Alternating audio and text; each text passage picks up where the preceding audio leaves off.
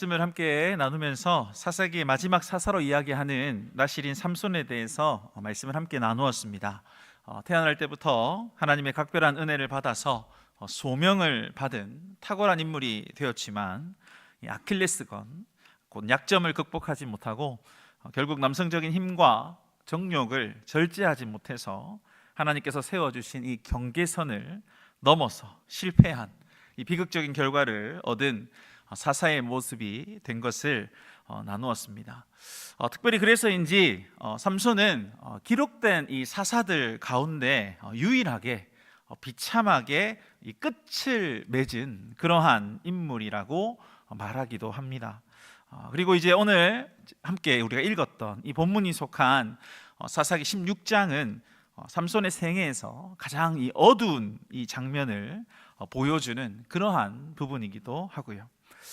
머리털이 잘리고 또 힘이 떠나며 하나님의 영광이 떠난 이 삼손, 그는 원수들의 손에 붙잡혀서 조롱당하는 가운데 눈이 뽑히고 감옥에서 맷돌을 돌리는 그러한 신세가 되었습니다. 제가 앞서 이제 말씀드렸던, 소개드렸던 이렇게 보여지는 모습, 이 삼손의 모습만을 본다면 그의 삶은 이제 정말 끝났다, 이미 끝난 것이다, 이렇게 생각하게 됩니다. 은혜는 끊어지고 하나님께서는 떠나셨다, 이렇게 생각을 할 만하다는 것이죠. 하지만 그런 절망, 이 장면 가운데서도 하나님께서 한 줄기 이 소망의 말씀을 남기시는 것을 볼 수 있습니다. 오늘 본문 22절인데요. 같이 한번 읽어보실까요? 22절 시작. 그의 머리털이 밀린 후에 다시 자라기 시작하니라. 아멘. 여러분, 지금 함께 읽은 이 말씀, 이 짧은 구절이지만 이 말씀은 삼손의 생애 이 전체를 뒤집는 이 복음의 한 문장으로 생각할 수가 있습니다. 다시 자라기 시작했다는 것, 이것은 사람이 잃어버린 이 은혜, 이것을 하나님께서 다시 회복시키신다는 의미로 삼는 말씀이죠. 그러면 삼손을 통해서 하나님께서 과연 우리에게 어떤 말씀을 하고자 한 것일까요? 이 수요 예배 자리를 통해서 하나님께서 이 넘어짐 가운데서도 일하시는 분이시고, 또 무너진 자리에서도 이 새 일을 다시 시작하시고 회복시키시는 그러한 분이심을 깨닫고 함께 말씀을 나누는 복된 은혜의 시간이 되길 주님의 이름으로 축복합니다. 그리고 저희들 역시도 삼손의 이 머리털이 자란 것처럼 우리의 믿음과 사랑, 또 사명도 하나님 안에서 다시 자라는 그러한 은혜가 있기를 소원합니다. 그러면 하나님께서 어떻게 이 절망 가운데서 새로운 은혜를 회복해 하시고 시작해 하셨을까? 세 가지로 볼 텐데요. 첫 번째는 잊혀진 은혜를 다시 생각하게 하시는 하나님을 우리는 발견합니다. 20절 말씀인데요. 우리 20절 말씀을 같이 한번 읽어보겠습니다. 시작.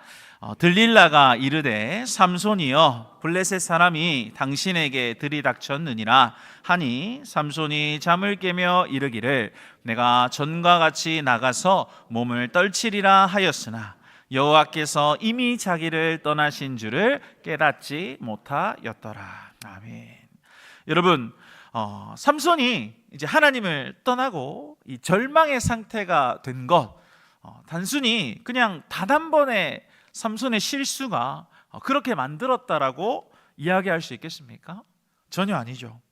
다시 말하자면 삼손은 사실 거듭 반복되고 계속해서 끊임없이 받았던 그 유혹 속에서 하나님의 이 은혜를 점점 잊어버렸기 때문에 그렇게 되었다는 것을 우리는 말씀을 통해서 알 수 있습니다. 그러면 삼손이 어떤 은혜를 잊어버린 것일까요? 바로 이 자신에게 이 주어진 이 힘, 이것은 하나님께로부터 온 것인데 어느새 그 힘의 근원을 자기 자신의 것처럼 착각을 했기 때문입니다. 마치 이런 생각 아니겠습니까? 내 힘이 엄청난데 누구보다 난 특별한 능력을 가졌어. 이 힘이 있는데 내가 무슨 일이 있겠어. 누구도 날 당할 수 없어. 이런 식의 마음 자체, 이것이 하나님이 가득 채워졌던 그 마음이 아니라 이 교만으로 바뀌어졌고, 결국 그것이 그를 무너뜨리게 만든 것입니다. 그럼 이 교만, 자만의 첫 시작이 무엇일까요? 여러 중요한 굵직한 부분들이 있지만 오늘 말씀에서 소개해드리고자 하는 것은 바로 이 들릴라의 유혹, 이것을 이제 어물쩍 넘어간 순간부터였습니다.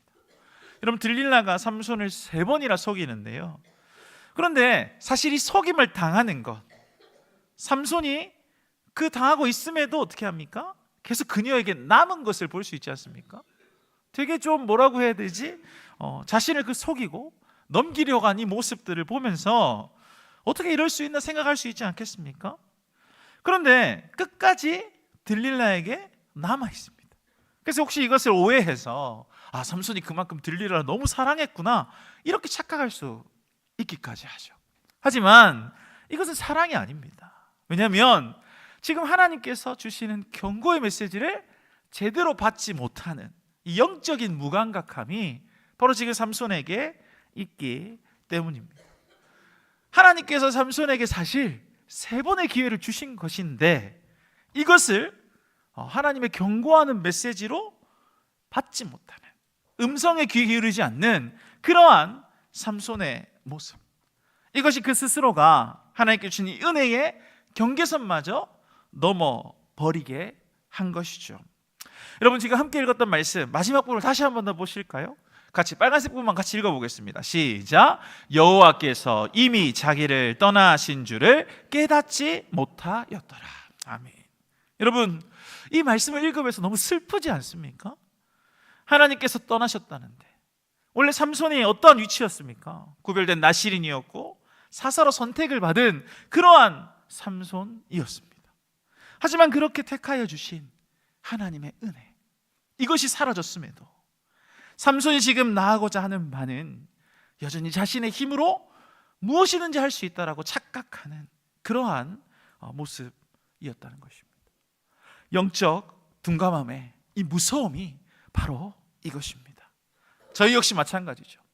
은혜를 잃은 사람이 가장 먼저 잃는 것이 무엇일까요? 힘이 아닙니다. 바로 감각인 것입니다. 기도가 막히고 말씀의 감동이 사라지고 예배가 습관처럼 되어져도 이것이 문제인지도 모르는 그러한 상태, 이게 얼마나 위험한지 우리는 알아야 하는 것입니다. 그럼 우리 이 시간이 혹 나에게 있어 이 무뎌진 신앙의 모습이 혹 있지는 않은지 돌이켜보고 삼손과 같이 교만하고 어리석은 모습이 되어서 우리의 영혼을 서서히 무너뜨리는, 그렇게 무감각해지는 그러한 모습이 되지 않도록 굳게 말씀으로 되돌아보시는 저와 여러분들 되시기를 주님의 이름으로 축복합니다. 그리고 다음으로 삼손의 정말 가운데서도 새로운 은혜를 회복해 하시고 시작하게 하신 하나님은 두 번째로 깊은 어둠 속에서도 일하시는 하나님이심을 보게 됩니다. 여러분, 21절, 우리 21절 말씀인데요, 같이 한번 읽어보실까요? 시작. 블레셋 사람들이 놋줄로 밀고 그에게 옥에서 맷돌을 돌리게 하였더라. 아멘. 여러분, 이 말씀을 보면 이제 삼손의 인생이 완전히 끝났구나, 이렇게 바닥에 완전히 떨어졌구나, 이렇게 생각할 수 있지 않습니까? 이 눈이 뽑혔다는 거, 자유를 잊어버린 그러한 상태, 구별된 나실인이었고 하나님의 선택을 받은 사사로서의 이 존귀한 자리가 아니라 이방인의 조롱거리가 된 이 비참한 결과, 사실 확실한 그 증거가 되는 부분이었죠. 이제 완전히 바닥으로 삼손이 떨어졌구나. 여러분, 삼손이 지금 서 있는 이 자리는 한때 하나님께서 큰 능력으로 일하셨던 이 영광의 자리와는 너무나도 다른 자리이지 않습니까? 소망 없이 절망 가운데 감옥에 갇혀서 맷돌만 돌리면서 그렇게 하루하루 고통스럽게 보내는 그러한 상태. 결국 그는 이 처절한 어둠 속에, 깊은 어둠 속에 내려가 있는 것입니다. 하지만 그 가운데서도 하나님께서는 어떻게 하십니까? 여전히 일하시고 깨닫게 하시는 그런 은혜가 있는 줄로 믿습니다. 먼저 우리가 그렇게 생각할 것은 왜 삼손이 이렇게 되었는가? 그러한 부분에서 지금 삼손이 당한 그러한 모습들이 저희들에게 주는 의미가 있다라는 것이죠. 먼저 눈이 뽑힌 것을 보십시오. 이전까지 삼손의 눈은 무엇을 바라보았습니까? 세상을 향해서만 그 시선을 향했습니다. 하지만 그 시선을 어떻게 합니까? 지금 눈이 뽑힘으로써 잃어버리게 된 것입니다. 그러면 하나님께서는 삼손이 이제는 더 이상 다른 곳을 바라보지 않게 만드셨다라고 생각할 수 있죠. 그래서 그가 그렇게 절제하지 못하고 참아내지 못했던 정욕의 대상, 계속해서 자신들을 유혹했던 여인도, 또 세상에서 바랬던 그러한 영광이 아니라 이제는 오직 하나님만 볼 수 있는 그러한 여건이 완성된 것 아니었겠습니까? 그래서 저희들은 삼손의 이런 모습을 보면서 하나님께서 주시는 이 세밀한 은혜에 대해서 생각할 수 있는 것입니다. 때때로 저희들의 시선을 막아서라도 세상을 향한 눈을 가리게 하시는 하나님, 오직 그 하나님 한 분만 바라보게 하시는 그러한 은혜를 깨닫게 한다, 이것입니다. 그래서 저희들은 이를 통해서 이 어둠의 시간임에도 비로소 하나님께서는 그 가운데서도 새롭게 만나는 은혜의 역사를 주시는 그러한 분이심을 깨달아야 될 줄 믿습니다. 그리고 또 하나는 삼손이 지금 있는 장소가 어디입니까? 바로 감옥이었습니다. 많은 사람의 시선으로 보면 감옥은 징벌 그리고 처벌을 하는 장소죠. 하지만 지금 하나님께서 보시기에 이 감옥의 장소가 어떻게 사용하시려 하십니까? 회복의 공방으로 사용하려 하십니다. 다시 말하자면 하나님께서는 삼손을 버리신 게 아니라 그를 우리 공방에서 나무를 다듬고 만들어내는 것처럼, 마치 그렇게 하나님께서는 그를 다듬고 계시는 장소로 이 장소를 사용하고 계시는 것입니다. 그래서 정리를 하자면 하나님께서는 삼손의 눈을 뽑으신 것이 아니라 교만을 뽑으신 것이고, 또한 머리털이 잘린 것도 단지 그냥 머리털을 자른 것만이 아니라 그가 이제껏 행하여 왔던 자만심, 그 교만심을 자르게 하신 것을 우리는 믿어야 할 줄 믿습니다. 그리고 그렇게 교만과 자만심이 뽑히고 잘려진 삼손이 이제 감옥 가운데서 오히려 잃어버렸던 겸손, 잊어버린 기도, 끊어진 언약의 감각을 다시 심고 회복하고 있다, 이 말입니다. 고통 속에서 그저 맷돌만 돌리면서 갇혀있는 그런 반복된 일상을 삼손은 보내는 게 아니었습니다. 그 시간을 통하여 오히려 자신이 누구였는지 다시 돌아보며 깨닫게 되는 것이죠. 자신에게 주어진 이 힘의 근원, 결국 하나님이셨다는 것. 그리고 자신의 인생은 구별된 나시린으로서 오직 하나님께만 속해져 있어야만 했다는 것을 그는 비로소 깨닫게 된 것입니다. 그리고 이 깨달은 삼손을 향해 하나님께서 이제 22절 말씀처럼 앞으로 일어날 이 놀라운 하나님의 역사를 미리 말씀하는 것이죠. 다시 한번 읽어보실까요? 시작. 그의 머리털이 밀린 후에 다시 자라기 시작하니라. 아멘. 여러분, 삼손이 머리털이 이제 다시 자라나는 것, 관심을 누가 가졌겠습니까?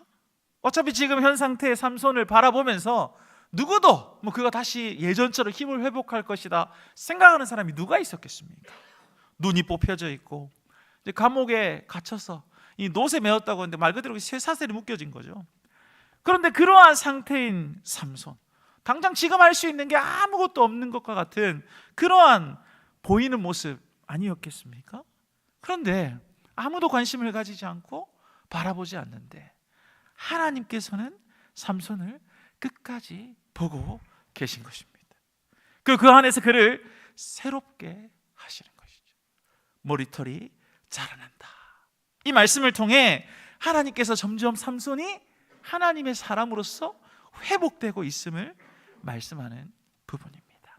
물론 이 머리털이 자란다고 해서 그 힘이 다시 예전처럼 되돌아온다 이렇게 말할 수는 없습니다. 그러면 지금 자라난다는 의미의 정확한 해석이 무엇일까요?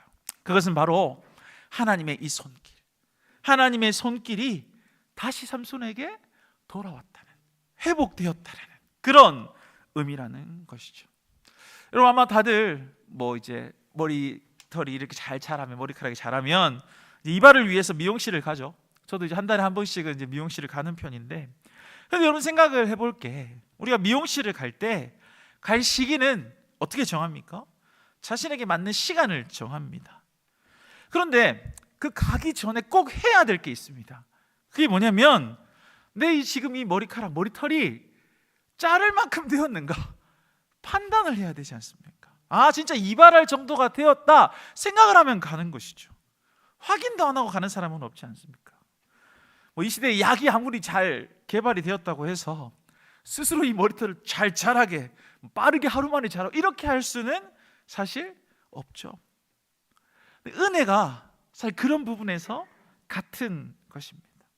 왜냐하면 은혜는 스스로 깨닫고 뭔가 자신이 노력을 해서 성장을 시키고 이러한 것이 아님을 하나님께서 언제나 자라게 하시는 것이고 깨닫게 하시는 그러한 일이라는 것을 저희들은 기억해야 하는 것입니다. 지금 감옥에 갇힌 삼손, 이제 더 이상 영웅이 아니죠. 하지만 그는 이 과정 가운데서 오히려 하나님 앞에 회개했습니다. 그리고 그는 회복되는데 바로 하나님 앞에서 점점 예배자로서의 모습이 회복되어져 갑니다. 비록 모든 힘은 잃었지만 이제는 하나님만 바라볼 수 있는 그러한 상황과 여건이 되어지고 마음 가운데서도 그렇게 되면서 외적인 힘이 아니라 내적인 이 영성, 그 안에 그 영성이 채워지고 있음을 우리에게 전하는 부분 아니겠습니까? 그리고 하나님께서는 이렇게 변한 삼손을 향해서 사서로서의 마지막 사명을 또한 준비하게 하십니다. 앞서 서론에서 제가 잠시 삼손이 이스라엘 사사 가운데 유일하게 비참한 결론을 맺은 삼손이라고 말씀을 드렸습니다. 하지만 이것은 결국 보자면 세상 사람의 시선에서 그렇게 볼 때입니다.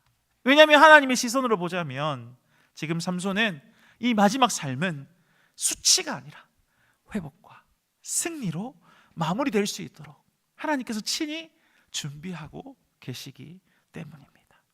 어두운 감옥 가운데서도 그를 다시 예배자로 세우셨고 여전히 그와 함께하고 계신다는 것을 보여주시는 그러한 하나님을 우리는 발견해야 할 줄 믿습니다. 여러분, 지금 내 삶 가운데서도 마찬가지 아니겠습니까? 내가 지금 살고 있는 이 삶 속에서 혹시나 좀 뭔가 되게 어두움이 많은 것 같다, 힘든 고난의 시간을 보내는 것 같다, 참 어렵다, 고통스럽다, 그러한 마음들이 들면 들수록 우리가 해야 될 게 뭐겠습니까? 하나님을 의지할 수밖에 없죠. 어둠이지만 그 안에서 하나님께서 일하고 계시다는 것을 오늘 우리에게 말씀으로 전하고 있지 않습니까? 그러니까 하나님 앞에 더 무릎을 꿇어야 하는 것입니다. 더 기도하고 하나님을 의지해야 한다는 것이죠. 삼손에게 하신 것처럼 하나님께서 이 감옥과 같은 현실 속에서 우리 안에 보이지 않는 이 생명을 정말 자라게 하시고 회복해 하시는 그 은혜의 역사가 있기를 소원합니다. 그리고 이 은혜가 저희들을 다시 일어서게 만들 것입니다. 그리고 하나님의 손길을 믿고 여전히 우리의 인생을 다듬고 세워가시는 하나님을 깨닫게 될 때 정말 주께서 주시는 그 은혜의 그 깊은 마음과 생각들을 마음껏 누릴 수 있도록 더 축복하여 주신 그 하나님을 만나고 그 하나님 앞에 그 붙들며 나아가는 삶이 될 수 있는 그러한 저희 되도록 간절히 간구하시는 저와 여러분 되기를 주님의 이름으로 축복합니다. 마지막으로 이 삼손의 절망 가운데서도 새로운 은혜와 회복을 주시는 그런 하나님은 다시 자라게 하시는 그러한 하나님이십니다. 여러분, 만약 이 전하는 성경 가운데 삼손의 마지막을 이 비극적인 그냥 결말 이것으로 마무리가 되었다면 우리는 아마 삼손을 그저 그냥 한 명의 비극적인 영웅으로 주어진 것을 제대로 사용하지 못하고 교만하게 나아가다가 결국 비참한 최후를 맞이한 그러한 인물로 생각하면서 이 성경을 덮지 않았겠습니까? 하지만 하나님께서는 결코 하나님께서 택하신 이 사람에 대해 실패나 비극적으로 끝내지 않으셨다는 것을 우리는 확인할 수 있습니다.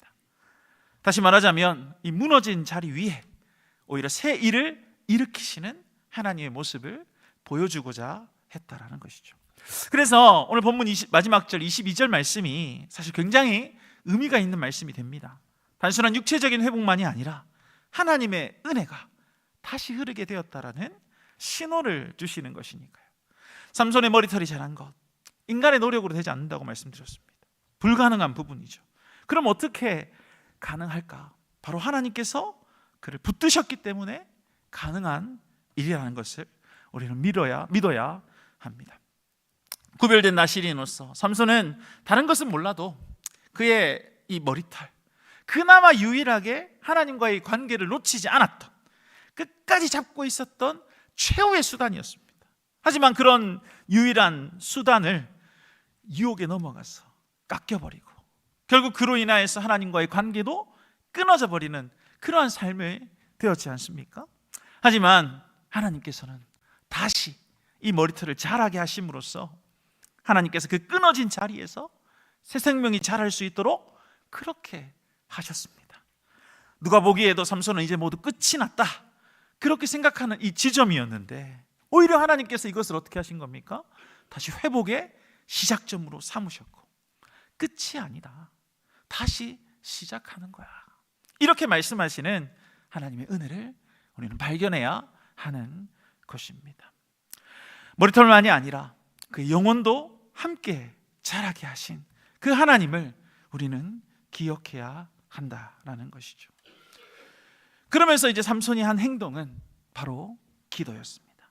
그는 이제 앞으로 자신에게 있어서 물론 마지막이 비극적이고 결국 그렇게 될 거라는 것을 삼손 스스로도 잘 알고 있었지만 단 한 번 간구합니다. 앞에 PPT가 없기는 한데요, 우리 28절 말씀, 16장 28절인데 우리 성경을 보시고 한번 찾아보시겠습니까? 16장 28절 같이 읽겠습니다. 시작. 삼손이 여호와께 부르짖어 이르되 주 여호와여 구하옵나니 나를 생각하옵소서. 하나님이여 구하옵나니 이번만 나를 강하게 하사 나의 두 눈을 뺀 블레셋 사람에게 원수를 단번에 갚게 하옵소서 하고. 아멘. 여러분, 하나님께서 머리털을 자라게 하셨다면 사실 삼손의 힘도 단번에 회복시키실 수 있는 것 아니었겠습니까? 근데 왜 하나님께서 그렇게 하지 않으셨을까요? 삼손이 사실 부르짖어 하나님 앞에 간구했던 이 목소리를 들으시고, 그래, 네가 이제 회개하고 바뀌어졌으니까 바로 너에게 힘을 줄게, 완전히 네가 하고 싶은 대로 다 해보렴, 뭐 이렇게 하나님께서도 만들 수 있는 것 아니었겠습니까? 그런데 하나님께서는 그렇게 하지 않으십니다. 그리고 그러면 거기서 끝을 낸 것도 아니죠. 하나님께서는 기회가 올 때까지 그를 어떻게 하십니까? 기다리게 하시는 것을 보게 됩니다. 이 머리카락을 하루에 갑자기 장발처럼 이렇게 바꿀 수는 없잖아요. 미뤄졌다면 자라게 할 방법은 기다리는 것이죠. 그 사람이 머리털이 안 자라지 않는 이상 하루 이틀 3일 4일 지나게 되면 결국 자라게 되지 않습니까? 천천히지만 확실하게 자라게 될 때까지 하나님께서 기다리게 하셨다라는 의미로 생각할 수 있는 것입니다. 우리가 드리는 기도도, 그리고 얻으려고 하는 응답도 사실 이런 부분과 마찬가지입니다. 무슨 말이냐면 제가 이제 철없을 어릴 적에 하나님께서 제가 기도하면 왜 하나님 안 들어주시지? 이건 들어줄만 한데 막 이러면서 이제 빨리 안 들어주시는 그 하나님을 한탄했던 적이 있습니다. 그런데 이제 어느 집회를 제가 갔는데 어느 한 목사님께서 이런 이야기를 해주시더라고요. 자신이 이제 개척교회로 담임하고 있는 이제 목사님 아버지 아래서 이제 자라다 보니까 어렸을 때 굉장히 이제 가난한 그러한 시절을 보냈다고 합니다. 먹을 것도 잘 못 먹고 당연히 사고 싶은 것은 당연히 못 사고 그런 상태였는데, 그런데 이제 유일하게 간식을 먹을 수 있는 시간이 있었다는 거예요. 그게 언제냐면 이제 주일학교 예배를 드리면 이제 애들이 왔으니까 이제 간식을 하나씩 주지 않습니까? 주는 게 뭐였냐면 요구르트 하나였대요. 요구르트 하나. 그래서 이 요구르트 하나가 자기에게 있어서 일주일에 엄청난 기대감, 엄청난 유일하게 자신이 어떻게 보면 즐길 수 있는 그러한 시간이 되었다고 하더군요. 근데 이제 한 주는 예배를 드리는데 원래 보통 한 이제 한 20몇 명 이렇게 오는데 그날따라 사람이 너무 많이 온 거예요. 애들이 한 30명이 넘게 가까이 이렇게 왔나 봐요. 그래서 이제 조금 걱정이 된 거죠. 괜히 뭔가 내가 유일하게 기다리는 간식 먹는 요구르트 먹는 시간을 못 먹는 거 아닌가 뭐 이렇게 생각을 하면서, 그런데 이제 뭐 목사님 밑에서 얼마나 예배를 많이 들어봤겠습니까? 물론 주일학교 학생이지만. 그래서 너무 잘 알고 있는 거예요. 그래, 일단 말씀이 시작되고 끝나면 축도를 하지. 축도할 때 바로 이제 엄마, 그러니까 사모님이겠죠. 나눠주는 분 사모님이니까. 그래서 그 옆으로 딱 가가지고 받아서 바로 먹으면 되겠다, 이런 식으로 나름대로 작전을 짜가지고 축도를 딱 하면서 딱 끝날 걸 보고 나서 바로 뛰어서 이제 어머니 앞으로 갔다고 합니다. 근데 이제 어머니도, 이제 사모님이죠, 사모님도 이제 간식을 나눠줘야 되는데 그날따라 애들이 많이 왔잖아요. 그러니까 가난한 교회에서 뭐 여유롭게 준비할 수 있는 상황이 안 되니까 왠지 이 준비를 했는데 주다가 끊길 것 같은 그러한 생각이 딱 들었다고 합니다. 그래가지고 이제 교회에서 준비한 게 이제 한계가 있으니까 그나마 좀 만만한 게 이제 아들이었던 거죠. 그래서 아들한테 미안하지만 내가 맨 마지막에 남으면 줄 테니까 일단 뒤로 가렴, 이렇게 해서 뒤로 보낸 겁니다. 이 하루를 위해서 자기는 어떻게 보면 평생을 기다리는 건데, 한 주를 기다리는 건데, 그래서 어쩔 수 없는 그러한 상황이지만 그래도 이제 투덜거리면서 이제 뒤로 갔대요.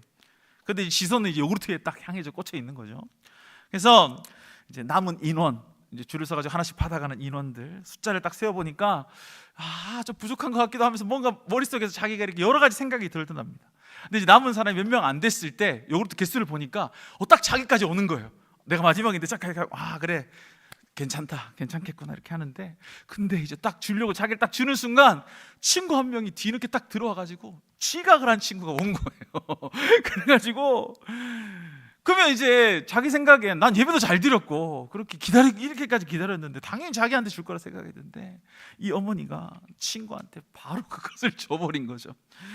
그래서 이 모습이 자기에게 너무 한이 맺혔답니다. 너무 슬프고 어떻게 이럴 수 있는지. 그래서 처음에는 부모님을 원망하고 이어서는 이제 하나님을 원망했대요. 그래서 이렇게 울부짖으면서 기도를 했는데 뭐라고 기도했냐면, 기도한 게 아니라 그냥 이제 하나님한테 한탄을 하는 겁니다. 푸념하면서, 하나님, 나는 나중에 내가 성공하면 요구르트 내가 한 번에 700개를 먹을 거야, 뭐 이런 식으로 막 그 자기가 생각하는 숫자가 뭔지도 모르는데 700개를 먹을 거야, 뭐 이러면서 이제 얘기를 했대요. 그리고 이제 시간이 지났습니다. 이분이 이제 사춘기를 잘 보내고 이제 목사님이 이제 된 거죠. 그리고 이제 당연히 과거에 이 일 기억도 못 합니다. 전혀 생각지도 못하고. 이제 이분이 이제 공부를 이제 하기 위해서 이제 미국에서 유학생을 하고 있는데, 이제 길을 가고 있는데 그날따라 원래 이제 한국에는 요구르트 아주머니라고 해서 이렇게 한 번씩 보이지 않습니까? 근데 외국엔 잘 안 보이는데 그날따라 유독실이 이제 아주머니들이 보였대요. 그래가지고 이제 잘 마주칠 리 없는데 한 분도 아니고 세 분이나 만난 거야, 그 하시는 분 자체를. 그래가지고 야, 이게 뭔가 좀 특이하네, 뭐가 신호를 보내는 건가 이런 생각하면서 요구르트를 다 샀대요. 있는 대로 다 샀대요. 그래가지고 근데 또 이제 아주머니들이 인심도 좋아가지고 이거 어차피 남으면 버려야 되니까 떨이로 다 가져가세요, 이렇게 해가지고 그냥 되게 한 묶음 이게 봉지 안에 이렇게 많이 갖고 왔다는 거예요. 그래가지고 요 개수도 몰라요. 개수도 모르고 이제 집에 온 거예요. 그래서 이 요구르트를 갖다 오니까 집에서 난리가 난 거죠. 무슨 요구르트를 이렇게 많이 샀냐면서. 그러면서 이제 이 목사님이 어차피 이건 내 거야, 너희들은 안 줄 거야, 나만 먹을 거야, 내가 어떻게든 다 먹을 거니까 걱정하지 말고 가, 이러면서 이제 요구르트 개수를 세기 시작한 겁니다. 그래서 다 세는데 갑자기 이 목사님이 엄청나게 울기 시작하는 거예요. 왜냐하면 이 놀라운 일이 이제 벌쳐진 거죠. 처음에 이제 1개, 2개 셀 때는 별것 없었는데 500개까지 셀 때도 별게 없었대요. 그런데 600개가 넘어가고 650개가 넘어가는데 갑자기 이제 눈물이 나더래요. 그리고 이제 어렸을 때 자기가 그렇게 한탄했던 그 모습이 딱 떠오르면서 이제 그 생각이 난 거죠. 기도도 아니었고 하나님 앞에 드리는, 사실 어떻게 보면 원망 섞인 푸념의 이 부르짖음이었는데 이게 떠오른 겁니다. 그리고 이제 요구르트 개수가 699개가 되고 딱 마지막 1개가 딱 남은 것을 보면서 얼마나 눈물이 나던지, 700개 딱 요구르트를 딱 보면서 야, 진짜 하나님 너무 세민하신 분이시다, 이런 고백이 저절로 나왔다고 합니다. 이 어린아이의 이 부르짖는 그 원망의 간구마저 하나님께서는 이렇게 응답을 하시는 분이시구나. 제가 이 간증을 들으면서 저도 참 눈물이 좀 많이 났어요. 왜냐하면 진짜 철없었구나, 철이 없는 나구나, 참 진짜 하나님 죄송합니다, 부족한 저네요. 기도의 응답이 뭔지 몰랐었는데 진짜 하나님께서 직접 말씀해 주시는 것 같았습니다. 여러분, 우리가 보통 응답을 기대하면서 많은 사람들이 내가 원하는 방향, 내가 생각한 대로 그렇게 되어져야만 기도 응답이 될 거라고 많은 사람들은 착각을 합니다. 그런데 그게 사실 기도의 응답인 것을 우리가 어떻게 알겠습니까? 삼손의 머리털도 원했을 때 바로 나타나서 능력이 나타나면 얼마나 좋았겠습니까? 그런데 하나님께서는 천천히 확실하게 자라게 하시는 것을 보게 됩니다. 어떤 방향, 어떤 생각, 어떤 뜻으로 하나님께서 이루어 가실지는 아무도 모르는 거죠. 그럼 저희들이 해야 될 게 뭐냐? 이 응답하실 하나님, 분명히 응답하실 하나님이신데 그것을 제가 원하는 뜻이 아니고 하나님께서 원하시는 뜻으로 세워주실 것을 기대하면서 그 하나님의 뜻만 붙잡고 내가 순종하면서 가겠습니다, 이런 믿음이 우리 가운데 있어야 한다는 것입니다. 삼손도 마지막이지만 이 기다림의 이 시간 속에서 하나님을 붙드는 방법을 배운 것 아니겠습니까? 이제는 이 자기의 그 힘은 사람으로서의 힘이 아니라 하나님께 주신 은혜로서 되어졌다는 사실을 깨닫는 것이죠. 그리고 마지막, 하나님의 뜻을 이루어서 자신의 그 부르짖었던 기도가 응답이 되어졌을 때 세상 사람들은 얘기합니다. 참 비참하게 죽었다. 하지만 그게 비참한 치유가 아니라는 것이죠. 하나님을 의지했던 결론이었고 복수가 아니라 믿음에 헌신된 결과로 나타나졌다는 것. 그래서 하나님께 영광 돌리면서 최후를 맞이했던 것으로 우리는 보아야 하는 것입니다. 머리털이 다시 자라나듯이 우리에게 주어진 은혜 역시도 하나님을 붙드는 자에게 다시 시작되는 은혜의 역사가 있기를 소망합니다. 믿음 역시도 마찬가지죠. 그 안에서 끝까지 우리를 붙잡고 함께 하여 주시는 그 하나님의 사랑, 멈추지 않는 그러한 사랑입니다. 감옥의 어둠 속에서도, 맷돌을 돌리고 있는 그 수치 가운데서도 삼손을 잊지 않으셨던 하나님을 생각하며 저희 역시도 동일하게 지금도 저희 안에 역사하셔서 다시 자라게 하시는 그 하나님의 은혜를 기억하며 우리와 함께 하시는 그 하나님을 붙들고 나아가실 수 있는 저와 여러분들이 되기를 주님의 이름으로 축복합니다. 기도하겠습니다. 하나님,